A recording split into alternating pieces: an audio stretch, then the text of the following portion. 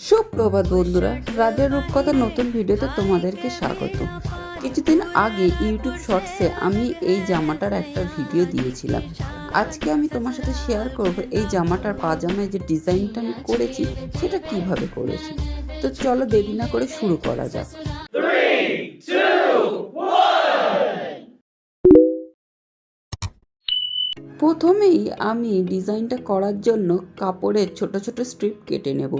তার জন্য আমি একটা কাপড়ের 2 ইঞ্চি চওড়া মেপে সেটাকে কেটে নিয়ে সেলাই করে ছোট ছোট স্ট্রিপ বানিয়ে নিচ্ছি। সেলাই করা হয়ে গেলে কাপড়ের টুকরোটা আমরা একটা ছোট কাঠির সাহায্যে উল্টে নেব। ভিডিওটা ভালোভাবে দেখলে তোমরা বুঝতে পারবে আমি কেমনভাবে কাপড়টাকে উল্টে নিচ্ছি কাঠির সাহায্যে। কাপড়টা উল্টানো হয়ে গেলে যে অংশটা আমরা সেলাই করেছিলাম সেটা মিডিল পোর্শনে ভালোভাবে রেখে আমরা ইস্ত্রি গরম করে ভালোভাবে চেপে ইস্ত্রি করে নেব কাপড়টা। তারপর সেই কাপড় থেকে লম্বাতে আমরা 3 ইঞ্চি করে ছোট ছোট স্ট্রিপ কেটে নেব। এরকমভাবে আমাদের অনেকগুলো স্ট্রিপ কেটে নিতে হবে।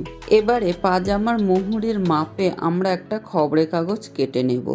তো খবরের কাগজটা মুহুরির সমান লম্বা এবং চওড়া 3 ইঞ্চি হবে, কারণ আমাদের ডিজাইন পটিটা 3 ইঞ্চি করে কেটেছিলাম।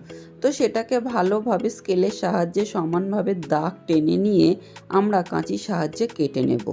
তারপর মুহুরির সমান যে কাগজটা কেটেছিলাম তারও মিডিল পোর্শন থেকে একটা দাগ টেনে নিয়ে স্কেলের সাহায্যে সোজা করে টেনে নেব। এবারে কাগজটার উপরে একটা একটা করে কাপড়ের স্ট্রিপ রেখে মিডিল পোর্শনে কাগজে যে দাগ দিয়েছিলাম সেই দাগ বরাবর আমরা সেলাই করে নেব।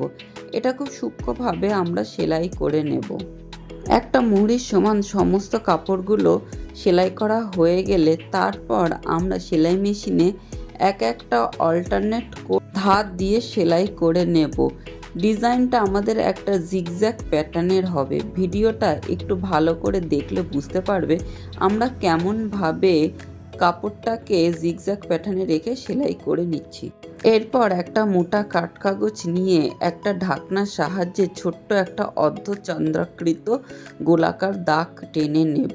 এটার সাহায্যে আমরা ডিজাইনের নিচে যে ঢেউ অংশটা আছে সেটারই তৈরি করব। তো এটা দাগ টেনে নিয়ে আমরা কাঁচির সাহায্যে ভালোভাবে গোল অংশটাকে কেটে নেব এবং সেটাকে আবার মিডিল পোর্শন দিয়ে একটা ভাঁজ দিয়ে হাফ করে কেটে নেব। অন্যদিকে আমাদের ডিজাইনের 2 দিকে ভালোভাবে জিগজ্যাগ প্যাটার্নে সেলাই করে সেটাকে ডাবলভাবে সেলাই করে সিকিউর করে নেব যাতে পরবর্তী সময়ে না খুলে যায়। এবং এই ডিজাইনের উপরে নিচের দিকে দুটো সরু লেসের ব্যবহার করব যাতে ডিজাইনটা আরও সুন্দর এবং অ্যাট্রাকটিভ মনে হয়। এবার একটা বক্রম পেপার বিছিয়ে নেব এবং মুহুরির মাপে আমরা লম্বা দাগ দিয়ে নেব। এখানে বক্রম পেপারটা মুহুরির সমান লম্বা নিতে হবে।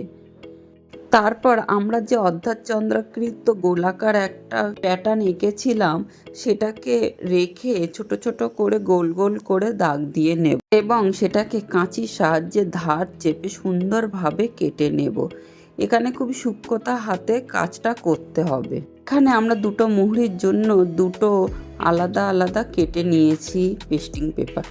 সেই পেস্টিং পেপারটা কাপড়ের উপরে রেখে ভালোভাবে ইস্ত্রির সাহায্যে গরম করে চেপে দিতে হবে।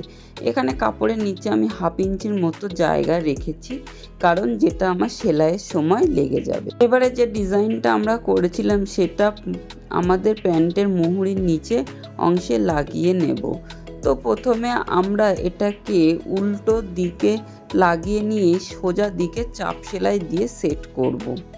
এরপর যে অর্ধচন্দ্রাকৃত ডিজাইনটা আমরা করেছিলাম তার উপরে আরেকটা কাপড় দিয়ে ভালোভাবে ধার বরাবর চেপে করে নিতে হবে এবং প্রয়োজনে এক্সট্রা কাপড়গুলোকে আমরা কেটে দেব সেলাইয়ের পরে এবং সেটার উপরে ছোট ছোট কাট করে নেব যাতে উল্টে দিলে কাপড়ে কোনো অংশে ভাঁজ না থেকে থাকে।